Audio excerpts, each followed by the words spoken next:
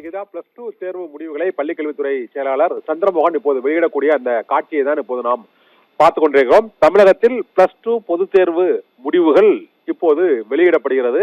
அதை அவர் திரையில் பள்ளிக்கல்வித்துறை செயலாளர் சந்திரமோகன் அந்த வெளியிடக்கூடிய அந்த காட்சியை பார்த்துக் கொண்டிருக்கிறோம். இப்பொழுது கணினி திரையில் அந்த +2 தேர்வு முடிவுகள் வெளியாகின்றன. வழக்கமாக அது +2 தேர்வு முடிவுகள் அச்சிடப்பட்ட அறிவிப்புகளாக வெளியாகும். இப்போது மேல்நிலை பொதுத் தேர்வு மார்ச் 2026 பொதுத் தேர்வு முடிவுகள் அந்த கணினி திரையில் இப்போது வெளியாகி கொண்டிருக்கின்றன. கடந்த மார்ச் மாதம் +2 பொதுத் தேர்வுகள் நடைபெற்று இப்போது ஏப்ரல் 6 முதல் விடைத்தாள்கள் திருத்தும் பணி நிறைவடைந்து பள்ளிக்கல்வித்துறை அலுவலகத்தில் +2 தேர்வு முடிவுகள் வெளியிடப்பட்டிருக்கின்றன. இந்த தேர்வு முடிவுகளை இப்போது தமிழ்நாடு results.nic.in என்ற இணையதளத்திலும் dge.tn.gov.in